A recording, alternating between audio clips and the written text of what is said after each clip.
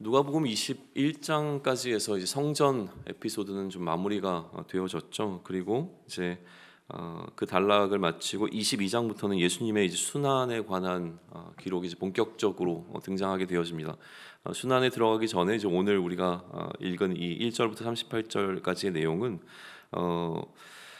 준비라고 하는 어떤 키워드로 좀 묶어서 설명해 볼 수 있을 텐데요. 그것은 좀 이따 이야기하기로 하고 좀 내용을 살피시면서 예수님께서 어떠한 준비를 지금 하고 계시고 또 어떠한 준비를 시키고 계시는가라고 하는 관점 속에서 오늘 이 본문을 좀 더 살펴보시면 좋을 것 같습니다.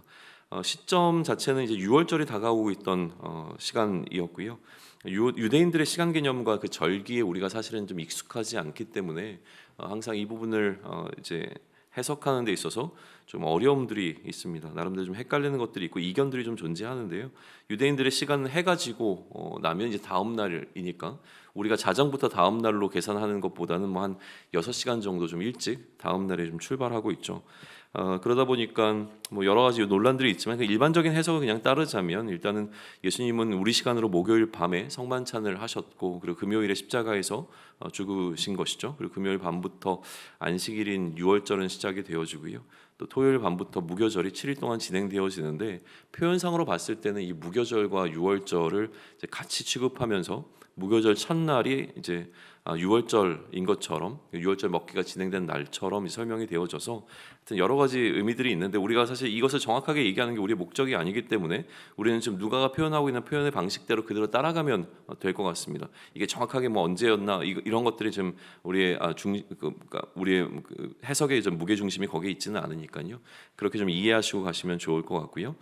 그러나 좀 하나 언급하고 넘어갈 것은 이제 6월절과 무교절이 무슨 절기인가 정도는 알아야 하는 것이죠. 6월절은 넘어간다는 의미를 갖고 있는 그 단어의 의미처럼 어린 양의 피를 묻혔던 그 집들은 장자의 죽음을 좀 면하고 이제 넘어가게 되었다라고 하는 그 출애굽의 마지막 재앙에 관한 이야기를 좀 담아내고 있고 무교절은 출애굽 시에 이들이 무교병을 먹었던 그 사건을 다시 한번 재현해내는 것이죠. 그러니까 없을 무자에다가 삭힐 교자인데 우리는 좀 효가 더 익숙하잖아요. 그래서 뭐 삭힐 효 그리고 병은 떡을 얘기해서 이제 무효병 혹은 무교병이라고 부르게 되어지는데 출애굽 시에 이 이렇게 누룩 발효가 되지 않는 이 누룩을 발효가 되는 이 누룩을 넣지 않았던 빵을 먹었던 이스라엘의 어떤 그 상황들을 다시 한번 재현해내고 있는 것이 이 무교절이 갖고 있는 의미. 그래서 6월절과 무교절이라고 하는 것은 기본적으로 이스라엘 백성들의 출애굽을 기념하는 사건이 좀 되게 되는데요.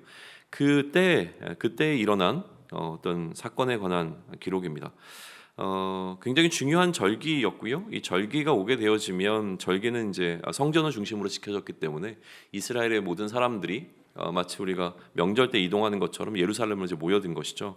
그 시점에 대제사장들과 서기관들이라고 하는 당시의 리더십들은 좀 고민이 하나 생겼습니다. 왜냐하면 이미 이제 예수님을 어떻게 하면 그들의 공동체 가운데서 제거할 것인가, 또 명확하게 제거하는 방식은 죽음이라고 하는 것을 이들은 이미 합의가 되어 있는 상태였는데 예수님을 죽이지 못했던 유일한 이유는 백성들이 항상 예수님과 함께 있었고 백성들에 대한 지지를 좀 얻고 있었기 때문에 예수님을 죽이지 못했는데 만약에 이 절기 때에 더 많은 사람들이 좀 몰려와서 성전에서 예수님을 만나게 되어지고 예수님의 지지자들이 되어지게 되어지면 그러면 예수님께서는 더 강력한 세력을 얻을 것이라고 하는 것 때문에 좀 걱정이 돼서 그러면 이제 어떻게 하면 좋을까를 이제 더 논의하기 시작을 하죠.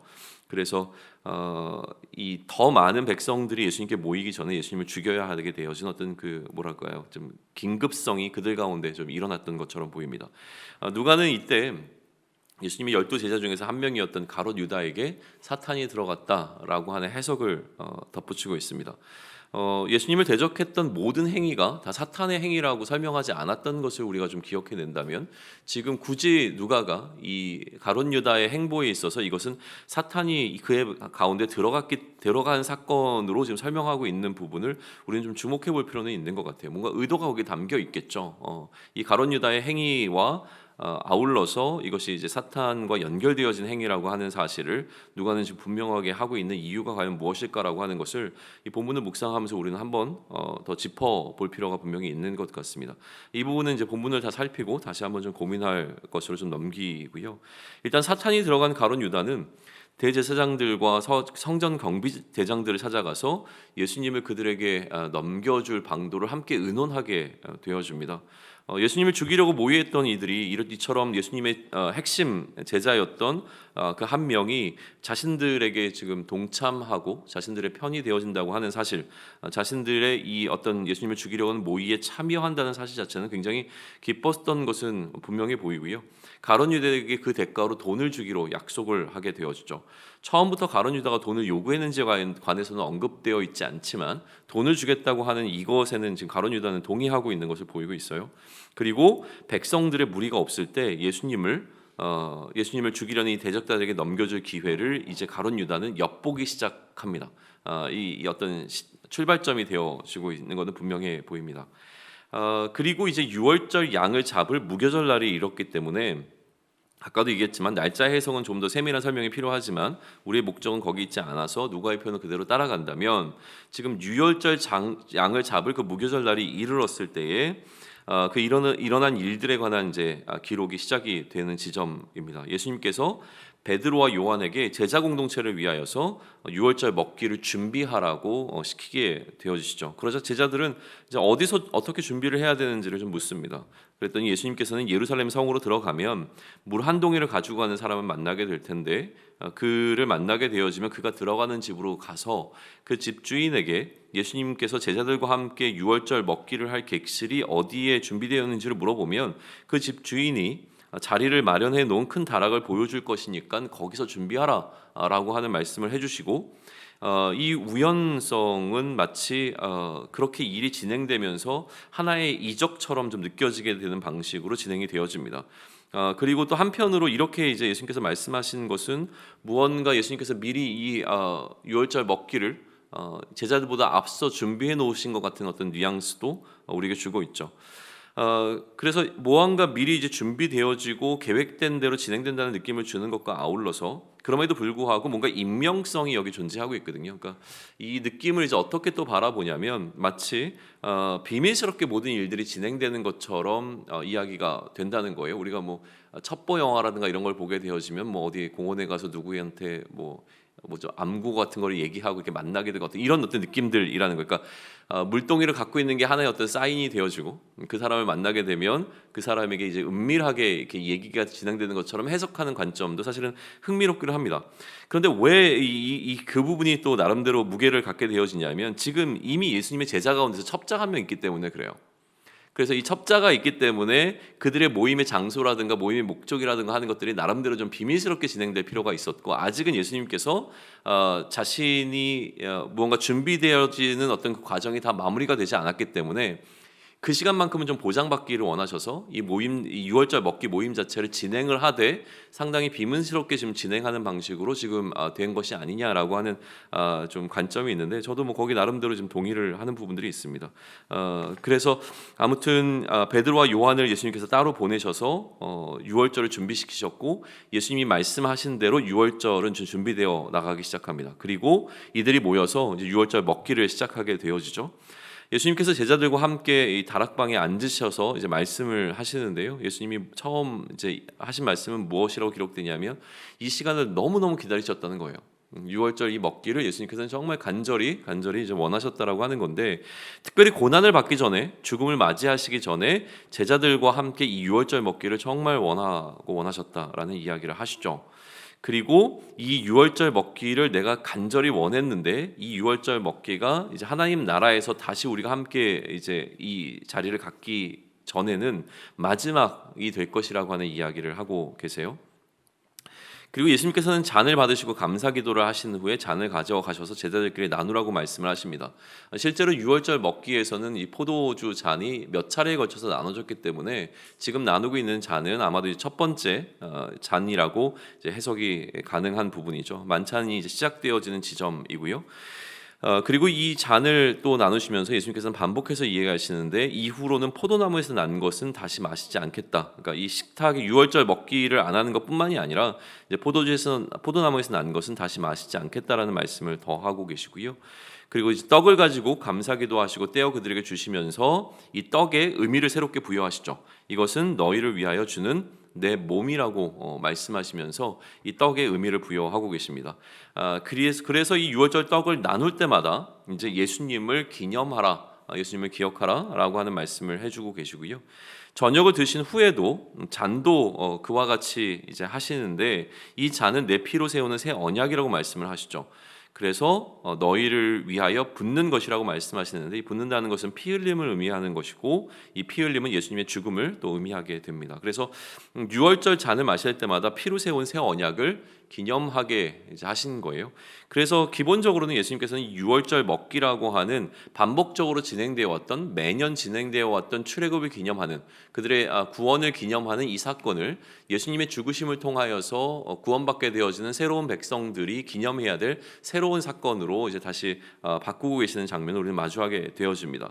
그래서 예수님께서는 이처럼 간절히 원하셨던 유월절 먹기의 어떤 이 과정을 마치시고 난 다음에 연이어서 무슨 말씀을 하시냐면, 지금 자신을 파는 자의 손이 자신과 함께 상위에 있다라고 하는 사실을 지적하고 계세요.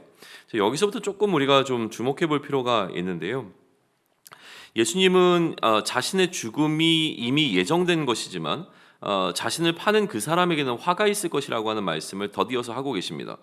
그리고 이제 제자들은 그렇다면 지금 이 식탁의 자리 가운데서 우리 중에 누가 예수님을 이제 팔 자인가라고 하는 논쟁은 당연하게 일어날 수밖에 없는 장면으로 끌고 가신다라고 하는 거예요.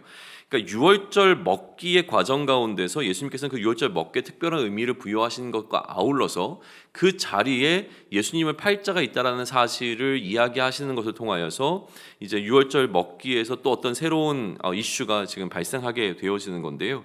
이 이슈는 아마도 그리고 나서 누가 예수님을 과연 팔 것이냐, 우리 가운데서 누가 그처럼 예수님을 대적할 것인가라고 하는 이 논쟁이 일어나다가 누가는 마치 이 논쟁이 어떻게 확산되는 것처럼 얘기됐냐면, 그럼 우리 중에서 누가 더 예수님을 사랑하고 누가 예수님께 더 인정받으며 누가 예수님께 더 큰 자인가라고 하는 그 큰 자 논쟁으로 이제 확산되어 나간 것처럼 이 에피소드를 배치하고 있다라고 하는 거예요. 그래서 누가 우리 가운데서 과연 예수님을 팔 자인가라고 하는 이들의 논쟁은 우리 가운데서 누가 더 큰 자라고 하는 다툼으로 이제 이어져 가고 있는 것이죠. 예수님께서는 이렇게 논쟁하고 있는 제자들을 바라보시면서 이제 한 말씀을 하시는데, 이방인들의 임금에 관한 이야기를 하세요. 그러니까 세상의 질서에 관한 이야기를 하세요. 그러니까 이방의 왕들은 백성을 다스리는 것이 목적이기 때문에 백성을 섬기시는 것과 나중에 대조를 시키시는데, 백성을 섬기는 것이 아니라 다스리는 것이 목적이기 때문에 자신과 함께 다스리는 자들, 다시 얘기하면 통치자들, 집권하는 사람들이 그 목적에 부합했을 경우에는 왕에게 굉장히 유익이 되니까 왕은 그들에게 무언가 그 수고에 대해서 보상을 해줄 필요가 있다라는 이야기를 하세요. 그게 세상의 어떤 질서라는 이야기를 하시죠. 그러나 예수님과 함께 하고 있는, 예수님이 왕이시지만 그 왕이신 예수님과 함께하는 제자들은 그러한 세상 임금들의 어떤 질서를 따라가지 않는다라고 하는 이야기를 하시죠. 그러면서 무슨 얘기를 하냐면, 큰 자는 젊은 자와 같고 다스린 자는 섬기는 자와 같다고 말씀을 하십니다. 그러니까 아직 젊은 자 가운데서는 큰 자가 없는 것이 일반적이고, 다스리는 자는 섬김을 받지 않는다라고 하는 일반적인 현상을 깨뜨리는 질서가 예수님이 왕이신 그 나라 가운데는 있다라고 하는 말씀을 지금 하고 계시는 거예요. 그러면서 더 구체적으로 말씀을 하십니다. 생각해봐라. 앉아서 먹는 자와 그 먹는 자에게 음식을 서브하고 있는 사람 가운데, 섬기고 있는 사람 가운데 누가 더 큰 자냐? 그러면 당연히 먹는 자가 섬기는 자보다는 큰 자이지 않냐? 이게 세상의 일반적인 질서다라는 이야기를 하세요.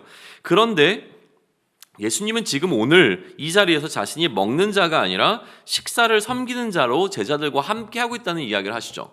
자, 그럼 우리는 또 뭘 보게 되냐면, 이 유월절 먹기의 또 다른 목적을 보게 됩니다. 예수님께서 이 유월절 먹기를 단순히 유월절이라고 하는 것을 새로운 의미를 부여하시는 것을 떠나서서 이 먹는 자리에서 예수님께서 자신의 섬기는 모습을 나타내신 것을 통하여 새로운 질서 가운데로 제자들을 초청하고 있는 장면을 우리는 마주하게 되는 것이죠. 그리고 이 제자들은 예수님이 시험 받는 동안에 함께 했던 자들이기 때문에 예수님께서, 하나님께서 나라를 자기에게 맡기신 것처럼 지금 이 제자들에게 나도 그 나라를 맡긴다라고 하는 이야기로 이제 이어가시는 거예요. 그래서 나라를 맡은 제자들이 예수님의 나라에서 거하고 예수님의 상에서 먹고 마시고, 지금처럼 예수님의 상에서 먹고 마시고, 그리고 예수님의 보좌에 앉아서 이스라엘 12지파를 다스리게 하려 하신다라고 하는 말씀으로 이어가십니다. 제자들의 관심은 이제 예수님과 함께 내가 얼마나 큰 자가 되어서 그 나라에서 어떤 포지션을 얻을 거냐, 이런 어떤 논란들을 지금 하고 있었잖아요. 근데 예수님께서 이것 또한 그들의 개념 또한 바꾸시는 장면으로 가시죠. 유월절의 의미를 바꾸셨던 예수님께서는 지금 제자들이 갖고 있었던 개념 자체를 바꿔 놓으시면서 그들이 하게 될 통치가 무엇인가, 너희는 다스리는 자가 될 것이다. 하나님께서 나에게 나라를 맡겨주신 것처럼 나도 나라를 너희에게 맡긴다. 그래서 그 나라를 너희가 통치하게 될 것인데, 왕이 먹는 식탁에서 너희는 음식을 먹고 마시게 될 것이고 왕의 보좌에 앉아서 너희가 맡은 그곳을 다스리게 될 것이라고 하는 이야기를 해주긴 해주세요. 이제 여기까지 해서 멈추지 않습니다. 그 다음에 이어지는 에피소드가 굉장히 흥미로운데, 그 다음에 이어지는 에피소드가 뭐냐면 베드로를 향한 예수님의 당부란 말이에요. 근데 이 예수님께서 시몬 베드로에게 뭐라고 말씀하시냐면, 야, 사탄이 너를 밀가부르듯이 하려고 이제 요구를 했다는 거예요. 그러니까 사탄이 좀 베드로를 갖고 놀려고 뭔가 요구를 했는데 밀가부르듯이 하려고 했다는 것이 무엇인지 정확히는 알 수는 없어요. 그런데 그 이후에 등장하게 있는 이제 본문을 통하여서 우리가 추측해 볼 수 있는 건 뭐냐면, 베드로의 믿음이 떨어지게 하는 행위였다라는 거 하는 것은 분명한 거예요.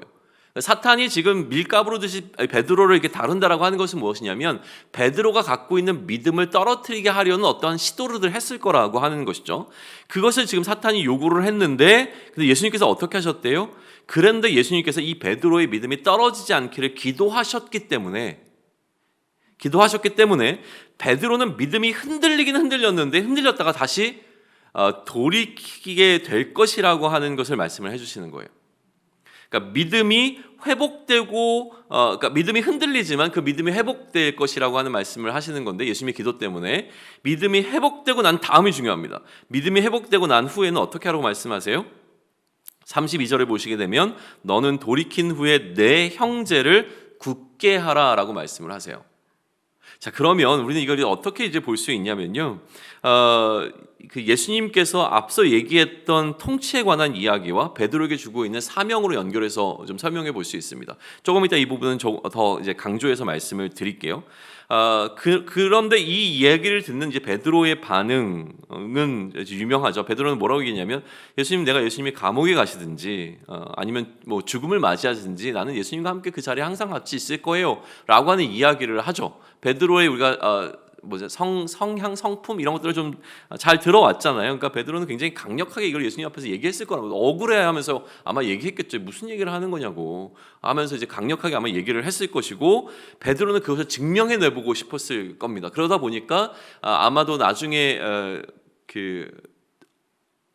예수님을 잡으러 왔을 때 베드로는 훨씬 더 과격한 행동을 통하여서 내가 예수님과 함께하고 예수님과 같은 어떤 이 길을 걸어갈 것이라고 하는 걸 증명하는 방식으로 행동을 했을 것 같기는 해요. 그것은 이제 나중에 그 본문을 이야기할 때 다시 한번 언급은 하겠지만, 한번 생각해 보십시오. 단순히 지금 베드로가 이런 반응을 보이고 있는 것을 넘어서서 우리는 뭘 생각해 봐야 되냐면, 이 식탁의 자리 가운데서 예수님께서 무슨 얘기를 하셨냐는 거예요. 예수님께서는 이 식사의 자리에 관한 의미를 새롭게 부여하시고 난 다음에, 야, 니들 가운데서 나 배신할 자가 있어, 나를 넘겨줄 자가 있을 거야. 제자들이 무슨 생각을 했습니까? 야, 우리 중에 누구야? 너야?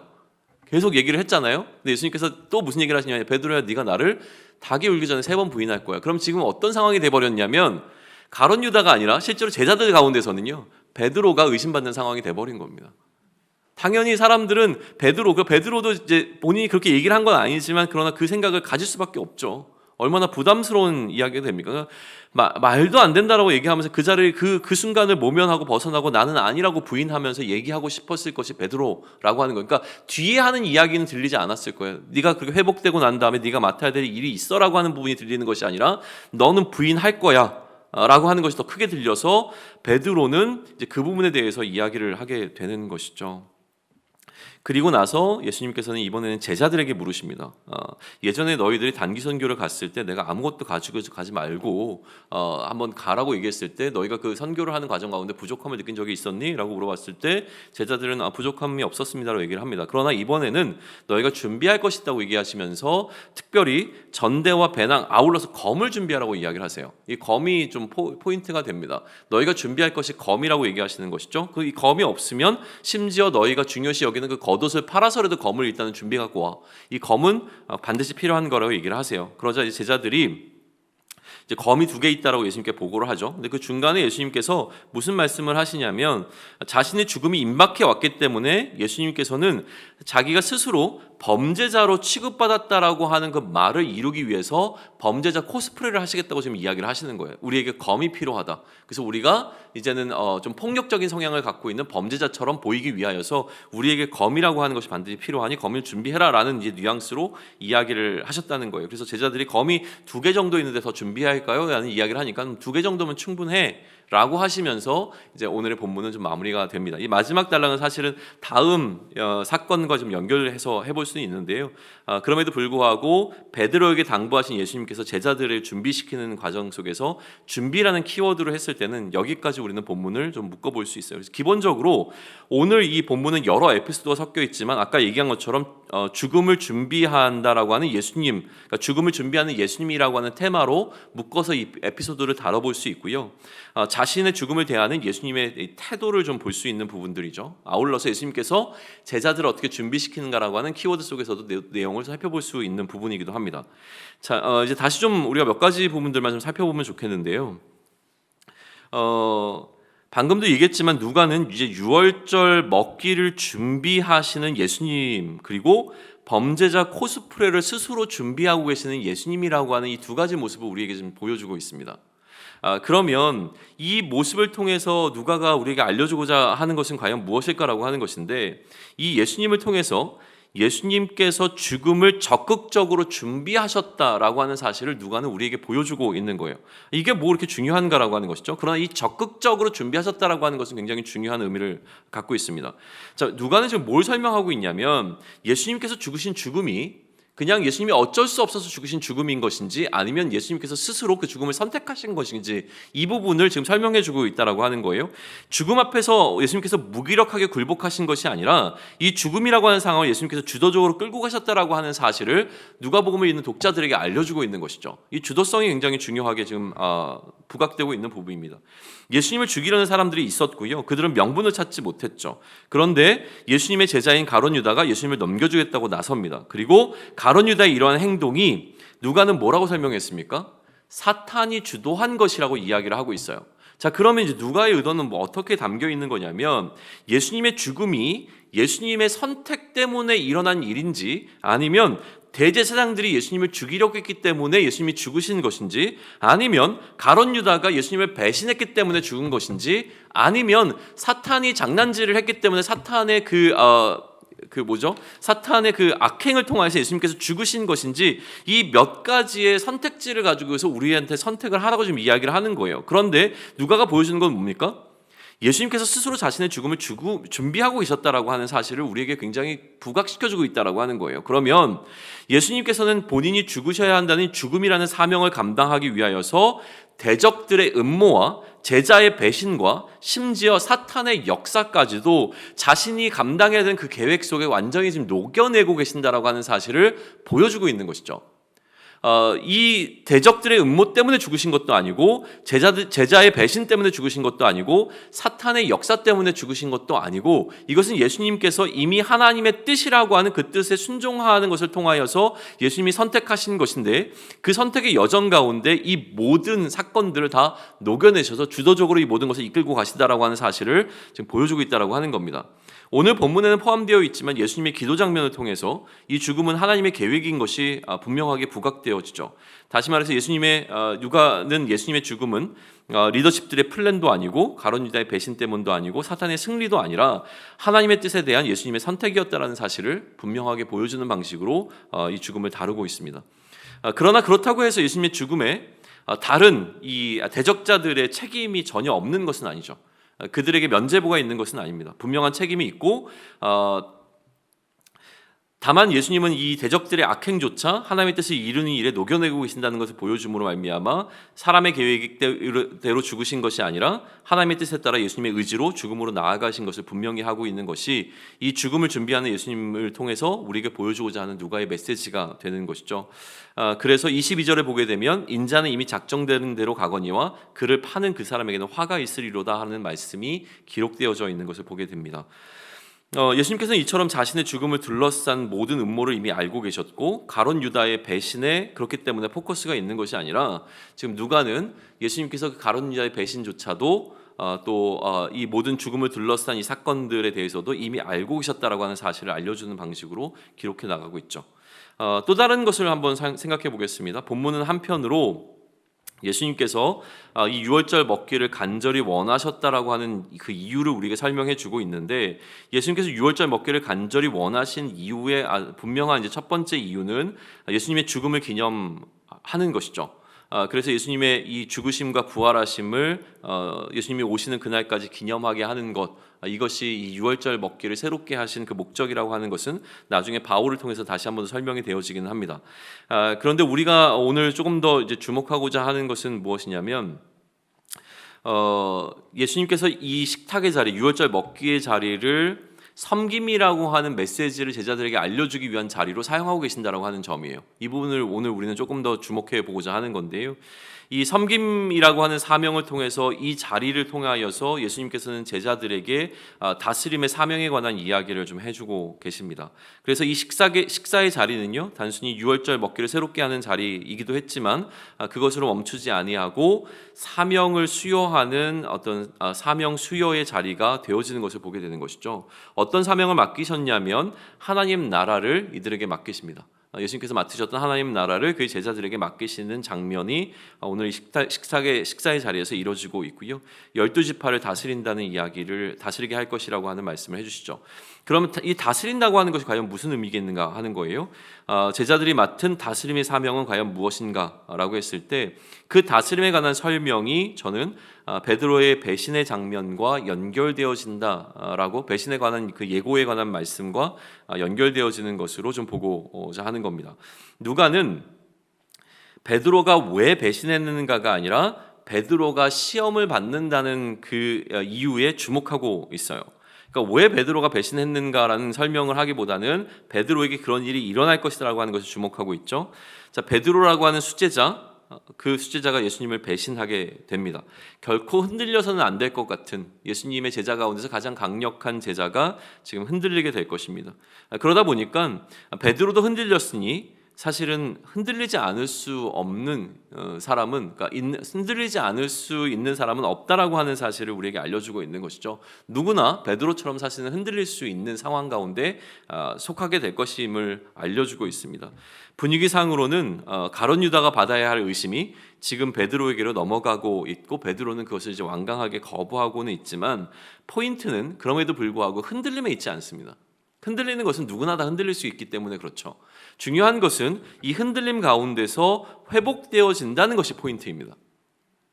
이 회복되어짐을 통하여서 예수님께서는 이 흔들림을 경험한 베드로가 회복됨을 통하여서 이제 다시 흔들리는 사람들을 굳게 세우는 그 사명을 감당해 주기를 베드로에게 사실은 부탁하고 있는 장면으로 우리는 이것을 해석할 수 있어요. 베드로, 너 나 부인할 거야. 너는 그 정도밖에 안 되는 사람이야 라고 하는 이런 뉘앙스의 이야기를 하고자 하신 것이 아니라, 예수님께서 베드로에게 뭐라고 얘기하시냐면, 야, 너는 반드시 나를 부인하게 될 거야. 근데 내가 너를 위해 기도해서 너는 그 시간을 잘 견뎌내고 어떻게든지 극복하고 회복하게 될 거야. 그런데 베드로야, 네가 회복하고 나면 그래서 네가 감당해줘야 될 역할이 있어 인 것이죠. 그래서 내가 너가 흔들리지 않도록 도와줄게라고 얘기하신 것이 아니라 너는 흔들림을 경험하게 될 거야. 가장 자존심이 강했던 그 베드로가 오히려 그의 자존심을 완전히 무너뜨리게 되어지는 어떤 그 연약함을 경험하게 되는 순간이 한참 뒤도 아니고 당장 일어나게 될 거라는 거예요. 닭이 울기 전에 너는 그 시간을 마주하게 될 텐데, 그런데도 불구하고 너는 그것으로부터 다시 한번 회복되게 될 거야. 그러면 회복되고 난 다음에 꼭 기억해야 될 것이 있는데, 너는 다른 형제들을 굳세게 해주는 역할을 네가 감당해주면 좋겠어. 이게 베드로에게 맡겨주신 하나님 나라를 통치하고자 하는 사명이 되어지는 겁니다. 그러니까 그 이야기를 지금 우리에게 해주고 있는 것이죠. 그러면 우리는 이제 이 본문을 통해서 이러한 고민들을 해보려고 하는 거죠. 뭐냐면, 제자들에게 주셨던 하나님 나라에 대한 하나님 나라를 다스리는 그 통치의 사명이 결국은 흘러서 우리에게까지 지금 온 것이죠. 오늘을 살아가는 그리스도인들에게 그 사명이 찾아왔습니다. 그러면 우리는 이제 무엇을 해야 할지를 고민해 볼 타이밍이 된 것이죠. 우리에게는 믿음이 있습니다. 예수를 그리스도로 믿는 믿음이 있죠. 그런데 우리의 믿음이 연약해지는 순간들이 찾아오게 되어집니다. 우리는 믿음의 연약함들을 항상 경험하게 되어지죠. 그러나 믿음의 연약함으로 끝났다면 우리는 사실 이 자리에 있지 않을 겁니다. 그 연약함 가운데서도 우리는 또다시 회복되어졌고 그 믿음이 반복적으로 우리 가운데서 계속 씨름되어지는 것을 경험하게 되어지죠. 그러면 우리가 믿음이 연약해졌다가 다시 회복되는 그 일의 배경에는 예수님께서 우리를 향하신 기도가 있다라고 하는 사실을 우리는 반드시 기억해야 하는 것이고요. 누군가 우리를 위해서 기도하고 있다는 이 사실을 통하여서 우리가 회복되어졌다는 사실을 우리는 인식해야 되는 것이 첫 번째이겠지만, 더 중요한 것은 그렇게 회복되어진 우리가 그러면 나의 믿음이 회복된 것으로 멈추는 것이 아니라 이 믿음의 회복을 통해서 우리가 감당해야 되는 역할이 과연 무엇인가, 우리의 주변을 돌아보아 믿음이 연약한 지체들에게 우리의 경험을 통하여서 그들을 어떻게 세워갈 것인가 라고 하는 부분에 우리의 사명에 놓여있다라고 하는 것을 생각하고, 믿음이 회복된 우리가 그 믿음의 회복을 통하여서 여전히 우리가 경험했던 그 경험처럼 힘들어하고 있는 자들을 찾아가 그들을 다시금 믿음의 든든한 반석 위에 세우도록 돕는 역할을 감당할 것이 베드로에게 주어진 사명이라면, 그 사명이 오늘 우리에게도 주어졌다고 하는 사실을 기억해 보고자 하는 겁니다. 그래서 나의 믿음과 나의 연약함과 나의 믿음의 회복을 통하여서 우리가 감당해야 될 사명이 무엇인지를 고민해 보시고, 내일 우리가 이 시간에 다시 한번 그 사명을 우리 개인이 또 우리 공동체적으로 어떻게 고민해 나갈 것인가 라고 하는 부분들을 함께 논의해 보면 좋겠습니다. 내일 이 시간에 다시 우리 논의 진행하도록 하겠습니다.